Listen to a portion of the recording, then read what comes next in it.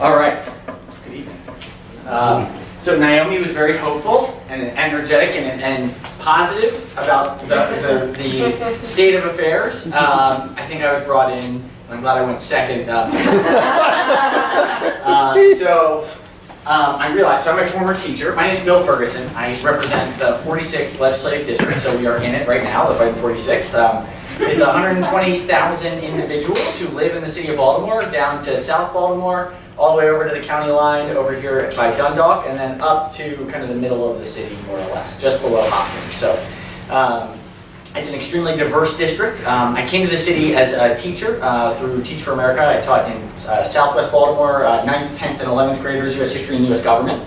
And that experience radically changed my life. I previously, before that, was an econ and finance major and thought I was going to go onto Wall Street. And found out about Teach for America and was fascinated and felt like I had to learn more. Started teaching West Baltimore. Everything that I thought I knew about the world was wrong. And so it changed my direction and path and what I care about and who I am. And I say all of that because you'll notice I did not say anything related to science. And that is a shame because in hindsight, it's something that I really regret. I was able to take AP classes in high school and skip them in college because I thought they were hard. And so I regret that now enormously because I'm fascinated by science. And so I listen to all sort of the astronomy podcasts and sort of the science dailies out there, but don't really have any basis for saying anything professional when it comes to science. So forgive me if I say something incorrectly. So I'm going to do this, oops, before I get to that. I'm going to do something really quickly.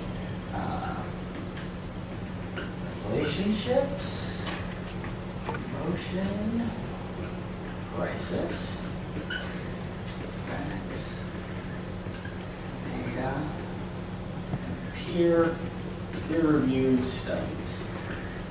All right. So, two options here. If these were how society made decisions, which grouping would you think would be the best?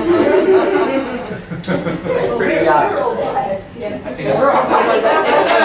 Right? This is how we should be using facts. We should be using data, right? This is how the world should work. So I am here to tell you, as a Maryland State Senator, that your laws have absolutely, well, not absolutely, very little to do with this. This may open the door, but the legislative process and the laws that govern us are based on this. And so, in my world, that's the equation. And I say all of this because I think it's incredibly important for folks like you who live in this world to understand how folks who live in this world like me function. Because all of the good discussion that you had has to, as you mentioned with the elevator pitch, the only way it becomes law is if it's distilled down to the one thing that's going to catch my attention that falls into this bucket. If it's not coming from somebody that I trust, or that someone that I think I have a good relationship with, it often gets discounted. If it doesn't tear at my emotions or make me have an emotional reaction, I think it's not all that important. And if it's not due to a crisis, then I think, well, we can deal with this later. So, that is sort of, if there's nothing else that you take from tonight of what I'm about to say, I hope that you will remember this little equation. So, with that, I'm going to be a little bit more informal, and there's some stuff in here that's pretty basic, but I'll just kind of run through quickly and then just leave it open for questions because hopefully that's a little bit more helpful. So, brief primer, because state government is often the most the least followed component of, we always see everything what's happening at the federal level. Lord knows in Baltimore we see what's happening at the local level. And we are sort of in the middle. The other reason why it's less critical is because we're only in session for 90 days a year. So we just finished the last session, so from January through April. Every year the General Assembly is in session for 90 days. Everything that we do has to happen within that 90 days. We have one constitutional obligation, and that is to pass a balanced budget. That is the only thing. Once we pass the budget, all the rest is window dressing. So that is the General Assembly's job. And all of the policies, all of the things that get some attention from January through April are subsidiary to passing a budget.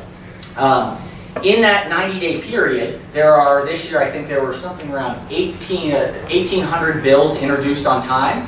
Every bill gets a hearing in the state level government. So that means that we are, in the Senate, we have 47 members. I'm one of 47. We have 4 standing committees. All 1,800 bills get shoveled to those 4 standing committees. And in those 90 days, we have to go through, what I will very briefly show, is this process for one bill. So this is how a bill becomes a law very quickly, right? Gets introduced in the first chamber, goes into the, let's say I'm in the Senate, I have a bill, I introduce it. The bill gets referred to a committee. The committee has a hearing. The committee decides whether or not there are amendments. That committee then sends it back to the floor on second reader. There's debate about it on the full Senate. Everybody, more amendments come in. Goes from second reader to third reader, still in the Senate. There's now more debate about the bill, whether it happens, what happens, you have a vote. If it's voted favorably, now we go back to the other chamber.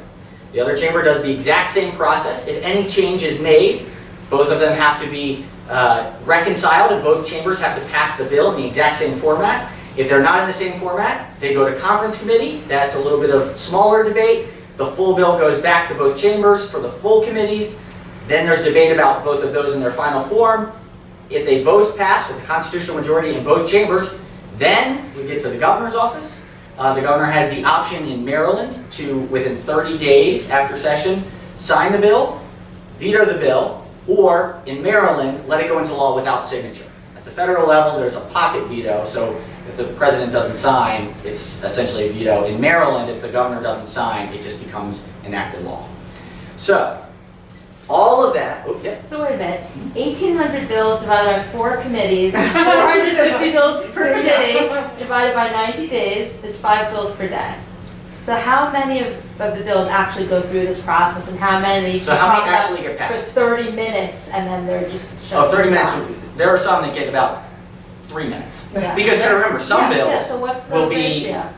15 hours of one committee hearing. So I think this year passed somewhere in the neighborhood of 390 bills. Okay.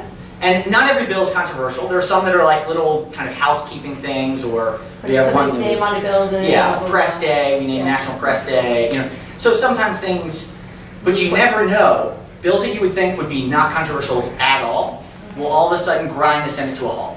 Because there's some little issue, that some relationship, because somebody has a constituent in their district that has come to them to say, no, this is the worst thing since sliced bread, you know, this will kill the state of Maryland, and all of a sudden we're having this big debate about a silly issue that nobody really cares about, that takes up 3 hours of the Senate floor, and everything else is backed up behind it. You sound like you love your job. So, because once you know the process, you can use it to your advantage. And so, you know, there are a lot of bills you want to kill. And, you know, if you know how to kill a bill, there's, you know, it's a skill to kill a bill. It's also a skill to pass a bill. So there's lots of different, you know, it's why in politics there's never permanent enemies and never permanent friends. It's all about relationships. You know, you just, depends on the moment.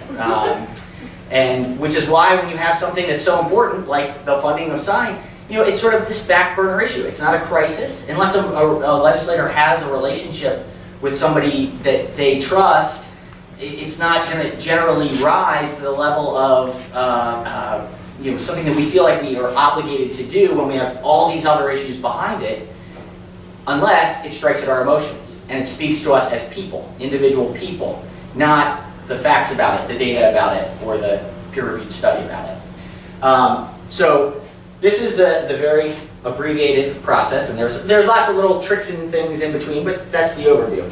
So then it comes to the question of, you are scientists, how do you advocate? It is incredibly difficult.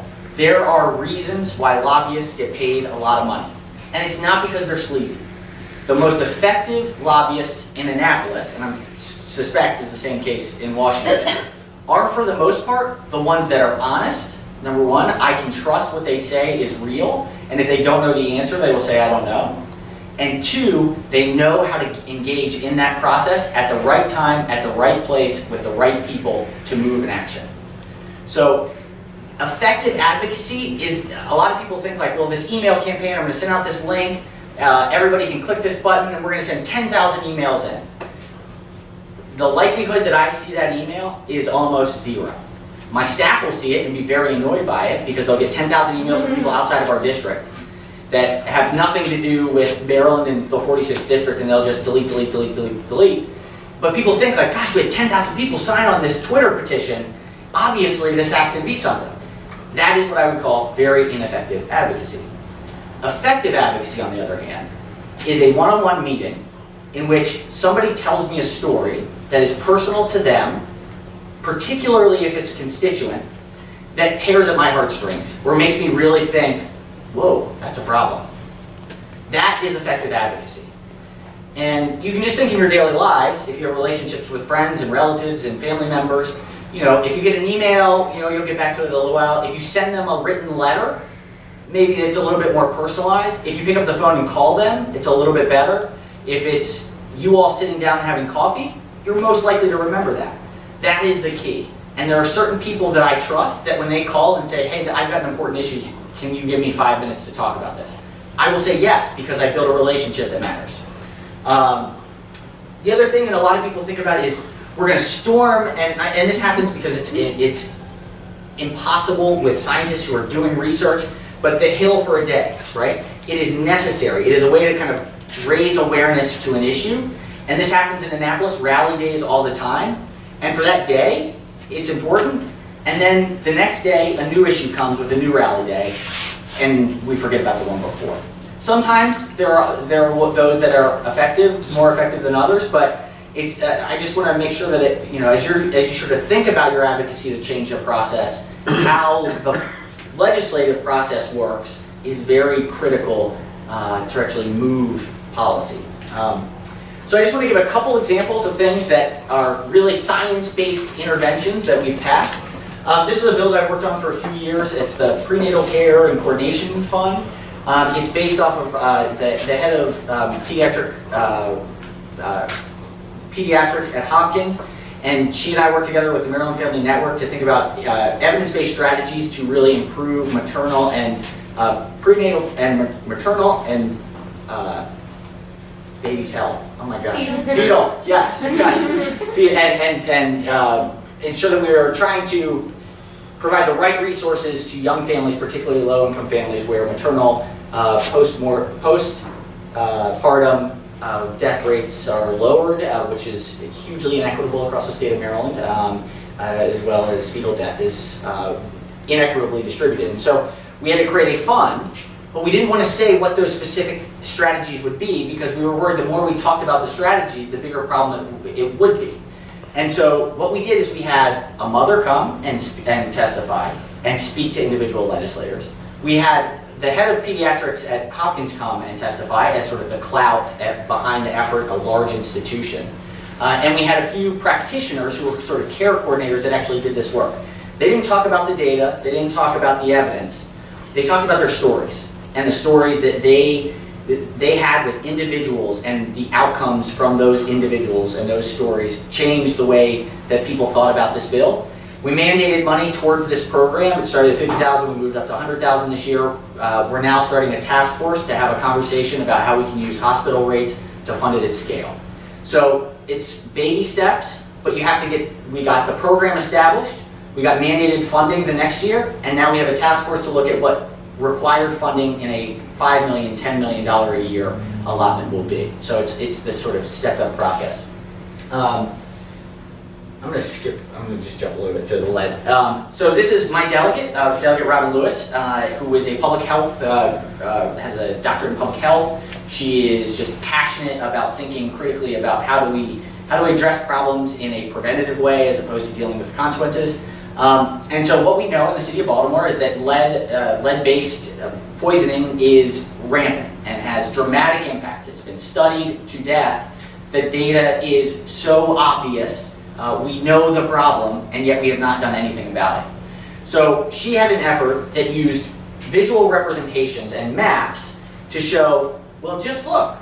You see where the lead is? You see infant mortality rates? You see vacancy rates? You see race? You see economics. And with these maps, was able to tell this very emotional story about the inequitable poisoning that is happening in our society today, and on an issue that has lots of lobbyists on the other side for manufacturers who would be potentially liable for some of the lead that's in paint or the various materials that it's in.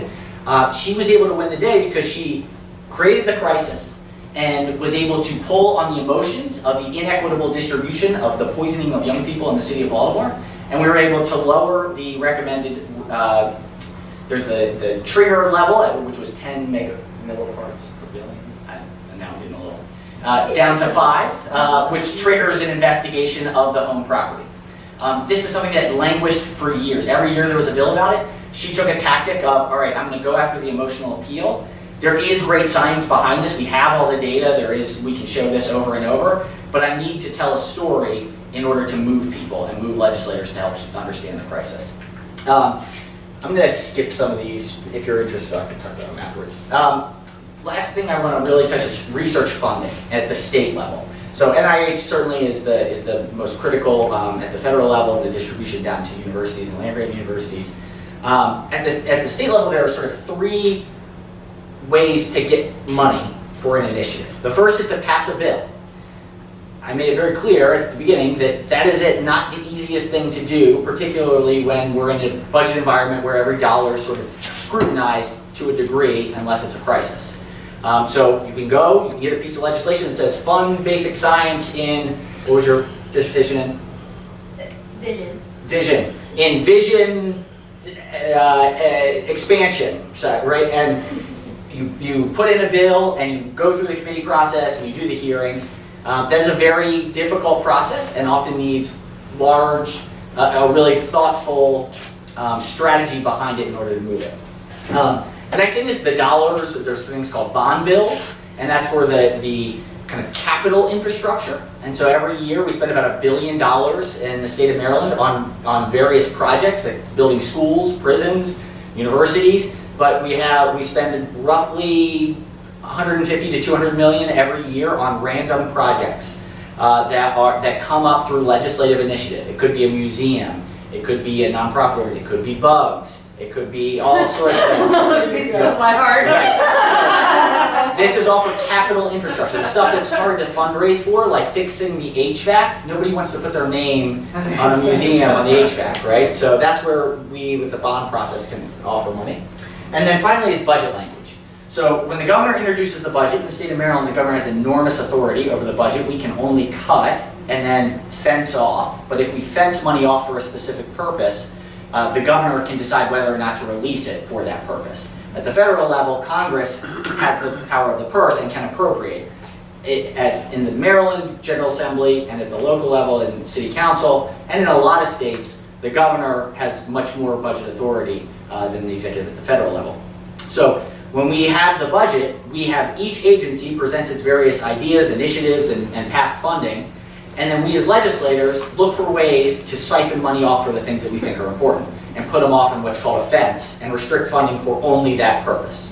If it's a small amount of money, then we can often get it released. If it's a large $10, $15 million allocation, it takes a little bit more negotiation. Just a couple of examples of that. Oh, is that it? I don't have that one. I thought I had one more slide. One example of a bill that I passed this year that has been going for the last 6 years is University of Maryland College Park and University of Maryland Baltimore are 2 wholly separate institutions. And we had been working on trying to find ways to make them more aligned, because if you wanted to be a biomedical engineer in Maryland through our university, actually University of Maryland, the engineering school is at University of Maryland College Park. The medical school is at University of Maryland Baltimore, 2 separate entities, and it was incredibly challenging to have joint appointments and joint degrees. So we tried to create a strategic alignment so that they can report their funding together as one entity. And so we started this program called Empower. After 4 years of having these grants available for faculty at College Park and at Baltimore to put forward ideas and initiatives for joint research, Empower has been an enormous success. We put in somewhere around $13 million and have had another $70 million of research funding come through. So we just passed a bill this year to formalize that relationship and increase it to $10 million a year that will go just towards research that is happening in joint appointments between College Park colleges and Baltimore graduate schools. So that's an example of trying to put funding towards not a specific idea, not neuroscience